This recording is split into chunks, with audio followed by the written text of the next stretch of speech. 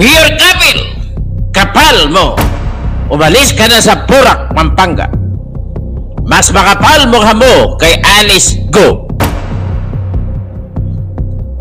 Kunwari ka pa na wala kang kasalanan, Ibong Pinida ang pinakahari ng Pugo sa Pampanga.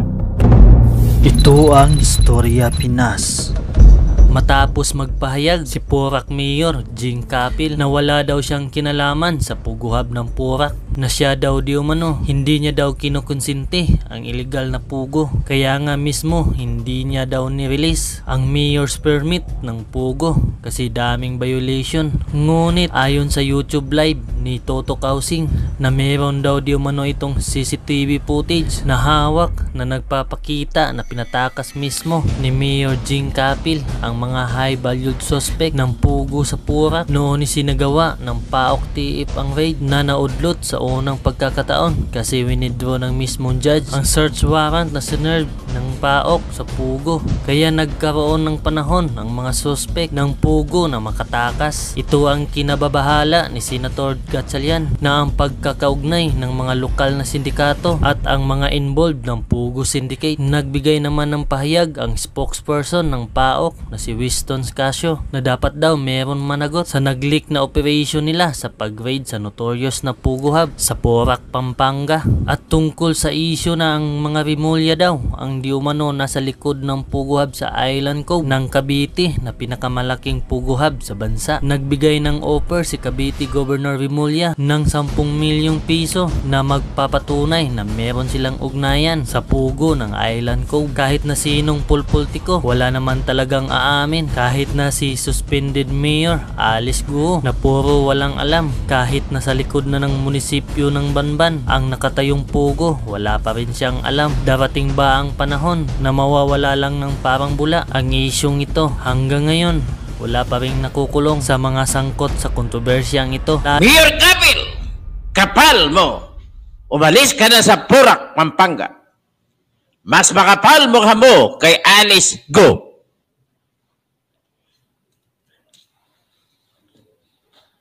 Alam mo, Mayor Kapil, kung ano mga pinagbabanggit mo, kesyo, maraming violation ng Pugo. Ay bakit hanggang ngayon hindi mo pinasara? Nagkunwari ka pa. Ikaw nga nag-approve ng building permit yan. Tapos sabihin mo, maraming violation, mga fire clearance, wala. Kapal na mukha mo, kung nagawa ni Vico Soto, bakit di mo magagawa? Ha?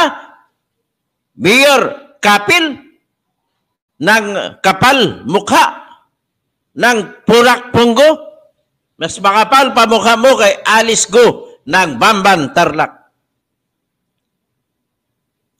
Grabe. So anyway, bago tayo magpatuloy, ako po si Dr. Engineer Toto Bunyog o Toto Kausing. At ito pong ating palatuntunan ay para sa bayan. At wala tayong isisiwalat dito ng iba, kundi yung tuligsain ang mga korap. Isara ang mga masasama na mga establishmento. Dapat katayin na rin ang mga masasamang tao, sino man siya. Dito mo mapapatunayan na sa sinasabi ni Rizal, hindi ako nag-alala sa mga banyaga, mas nag-alala ako sa mga korap na Pilipino. Yun ang sinasabi ni Jose Rizal nung siya'y nabubuhay pa. Kaya itong isang halimbawa, itong si Mayor Kapil. Kunwari ka pa na wala kang kasalanan, kung nagawa ni Vico Soto ipasara ang Pugo dyan sa Pasig, bakit di mo nagawa? Grabe ka ko, ano ko ba nga? Nagdi-deny ka ng protector ka ng Puga? Pugo pala. Puga, di Puga. Nako naman talaga to si Mayor Kapil. Oh. Ang patron mo dyan, alam mo sino? Si Bong Pinida. Kasi lumalabas sa aking pagsusuri, si Bong Pinida ang pinakahari ng Pugo sa Pampanga. Sunod-sunuran lang yan si Lito Lapid na binigyan din ng parte ng lupa dyan sa Pugo Hub dyan sa Porac, Pampanga. Si Mayor Kapil, kapal mukha mo talaga. Halos araw-araw pumapasok ka dyan sa Pogo. Ang bahay mo katabi lang dyan. Tapos sabihin mo, hindi mo alam. Ano ka? Kapal talaga na mukha mo. Mag-resign ka na. Nilalagay mo na sa balag ng alanganin ang buong Kapampangan. Ikaw ba ay nagpapaalila dyan kay Michael Yang? Kayo ang buong Pinida nagpaalila kay Michael Yang? Kasi ang alam ko dyan, si Michael Yang ang hari dyan. Tapos yung lupa na yan, na binigay, nakapangalan, inagaw pa yan ni Mr. Roberto Cruz na may-ari ng Grand Royal Palazzo dyan sa Angeles. Dugo at pawis at luha ng mga magsasaka ang inyo diyang sinantabi at inilibing sa lupang yan para lamang maagaw nyo ang lupa at matayuan ng 10 hektarya na pugo dyan sa Porac, Pampanga. Ikaw naman, Gloria Macapagal Arroyo, wala ka rin ginagawa. Mga kabalin mo dyan, pinapabayaan mo basta magkapera ka lamang. Naging presidente ka pa ng Pilipinas, ang kapal mo rin talaga. Kaya, sino pa ba kaya magsama-sama? Di, birds with the same kapal, flocks together. Flock together. Ganon yan ang nangyayari dyan sa Porac, Pampanga. Kung ano ang meron sa Porac, Pampanga, ganon din po ang meron sa Bamban, Tarlac, Pugo. Lahat po yan ay may connection po sa droga. Kunwari lang yung Pugo na yan. Hindi ka naman kikita na malaki sa Pugo para manghatag ka kalahating milyon kay Regional Director Jose Hidalgo ng Region 3 Police Regional Office number 3. Kaya tanggalin mo na yan. Mr. Romil Marbil, yung regional director mo dyan, tanggalin mo na rin dyan yung provincial director mo dyan sa buong Pampanga. Tanggalin mo rin dyan, kagad-agad, ang lahat, pati yung provincial director at city director dyan sa Tarlac at pati sa Bamban. Tanggalin mo na lahat yan. At paikutin mo every 1 month, palit-palit ng ruta ang lahat ng mga opisyal. Kasi ang opisyal natin po, nakipagkutsabahan na sa droga. Kunwari na lang yung Pugo. Triad po ang sa likod niyan. Kaya si Michael Yang po ang utak niya ng lahat ng yan. Si Michael Yang ang economic advisor na Duterte. Kaya kayo, ikaw Lito Lapid, hindi ka makawala kay Duterte. Alam mo na, alam na na yan pala, yung Pugo ang dahilan. Tapos ito naman si Roberto Cruz, na siya ang parang leader ng Victoria Tourism, na siya sa pangalan na pag-aari ng Pugo na lupa. Pero, nang agaw ka, tapos dilagay mo si Lito Lapid para proteksyon, ginawa mo dyan, binigyan mo ba dyan ng pwesto na araw-araw pumapasok sa si Mayor Jing Capel dyan? Tapos sabihin niya, maraming violation at hindi niya napapasara. Ano ka? Lukuhin mo si Vico Soto? Bakit nagawa ni Vico Soto kung hindi mo nagagawa? Mayor Jing Capel? Kaya sa totoo lang, sa lahat ng mayor sa buong Pilipinas, wala na akong pinaniwalaan. Si Vico Soto na lang. Kaya dapat si Vico Soto, ipakita niyang sample, tatakbo dapat itong presidente sa 2028. Ay, nako. Itong bayan Pilipinas, may magagawa tayo. Huwag mo sabihin, wala tayong magagawa. May magagawa tayo. Ang magagawa natin, number 1, ay ang ating boto. Isilyo na natin. Huwag na nating iboto ulit ang lahat na nasa pwesto ngayon. Palitan nyo na ng bago. Lahat. The only way, ang siguradong pamamaraan para may pagbabago, iboto ang lahat ng bago sa 2025. Ito na, nakita nyo na kung ano gagawin. Paikot-ikot lang yan. Yung si Bong Pinida, hanggat hindi matanggal yan sa Pampanga, ay mananatili ang Pampanga na baon sa kuko ng masamang agila.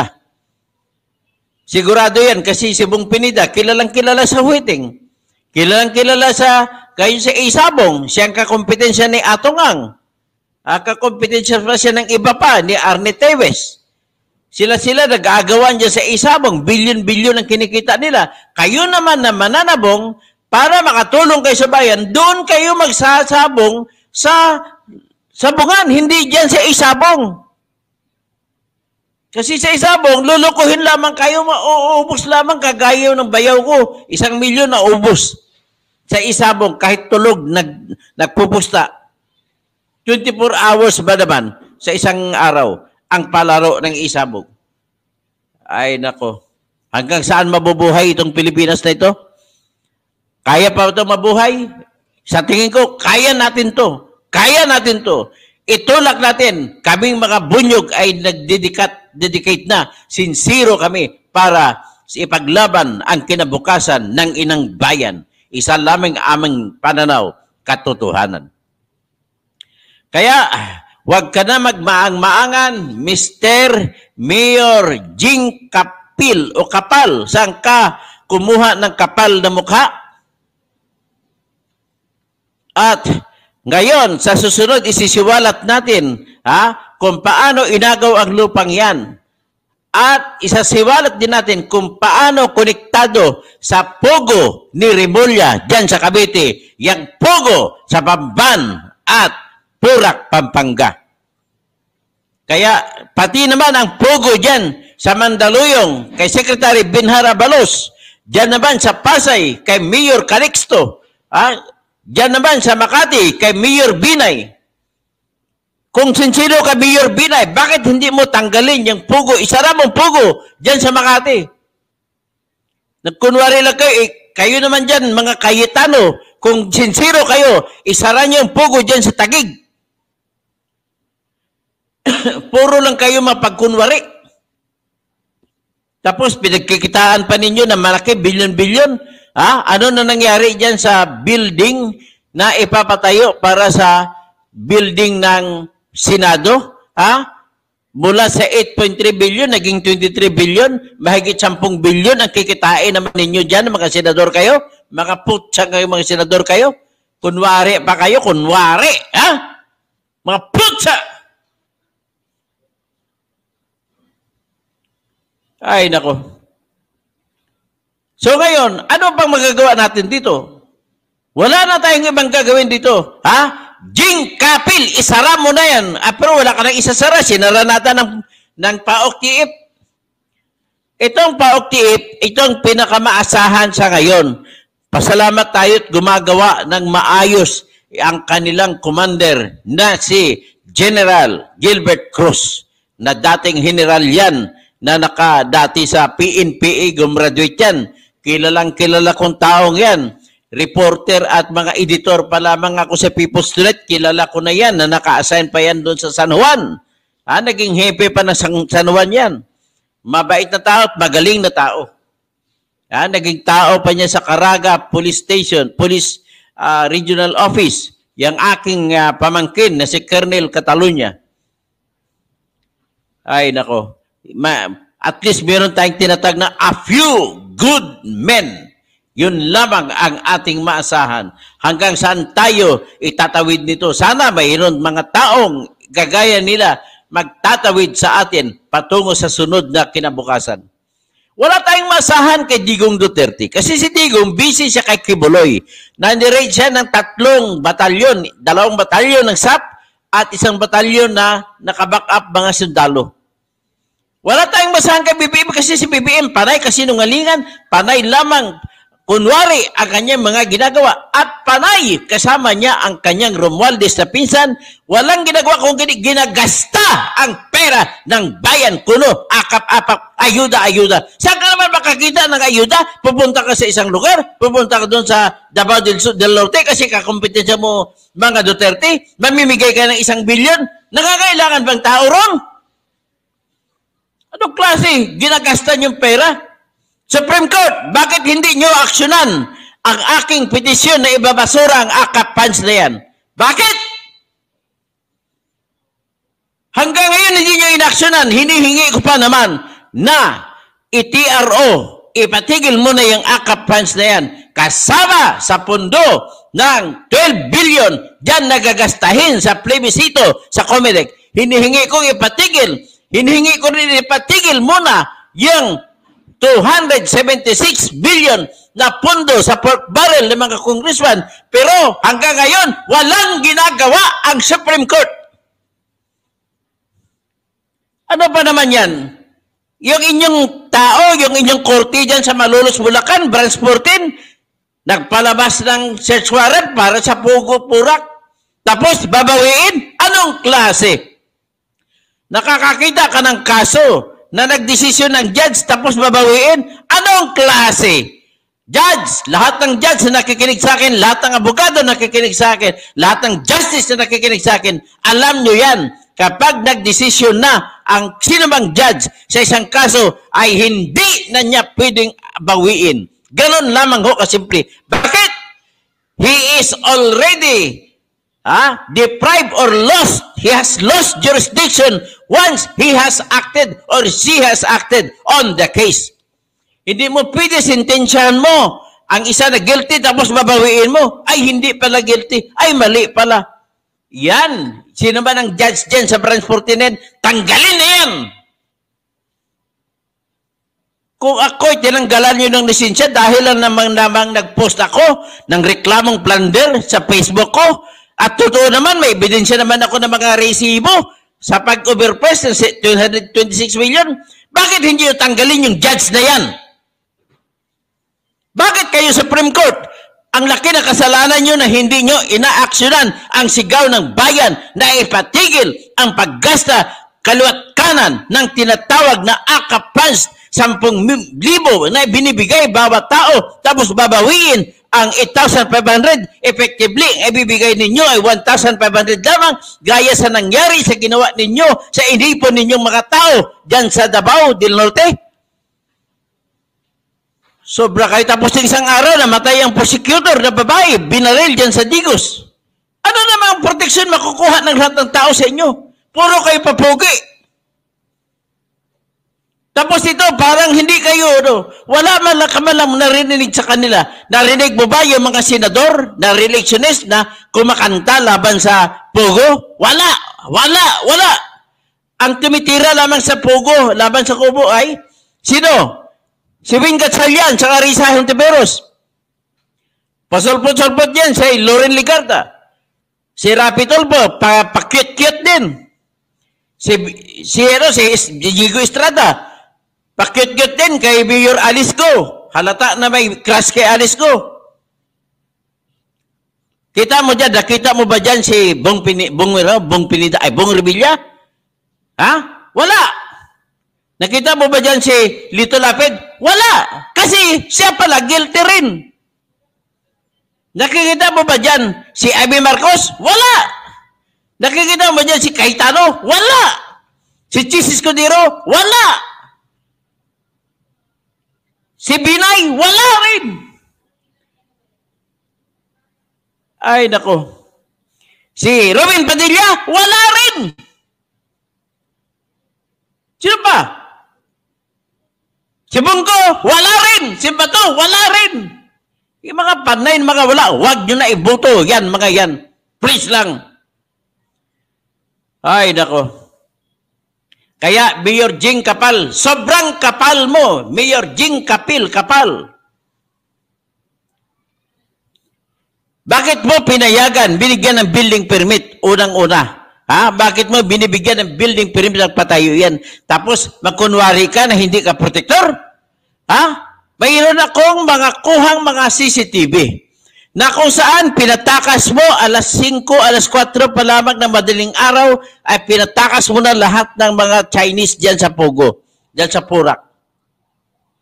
Ilalabas ko yan sa susunod na mga pagbabanat ko sa lahat ng Pugo. Ang kasunod kong babanatan, kasama na dyan yung nagpapatayo ng Pugo. Yan yung gobernador naman ng Bulacan. Ayaw pa huli. Ng agaw ng lupa. Dyan sa Bulacan. Gamit pa ang PNP SWAT. Ginamit pa para mang-agaw ng lupa. Anong klase kang gobernador ka? Ikaw, Mayor ang Secretary Benhur Abalos, bakit mo pinapayagan ang mga pulis mo na gagamitin ng mga politiko mo? Daniel Fernando, itigil na ang kalibugan dyan sa Bulacan. Para sa ikaunlad ng Bulacan, kalibugan ay tigilan. Nag-aga ko pa ng lupa dyan. Hindi mo nga masikaso. Yung mga baha-baha dyan, ikaw dahilan kung bakit sobrang taas ng baha. Wala na. Lahat ng mga mayor, mga local government, gusto may pugo na. Kasi makikita. Pero ang alam naman ata nila, nasa ilalim ng pugo ay may droga.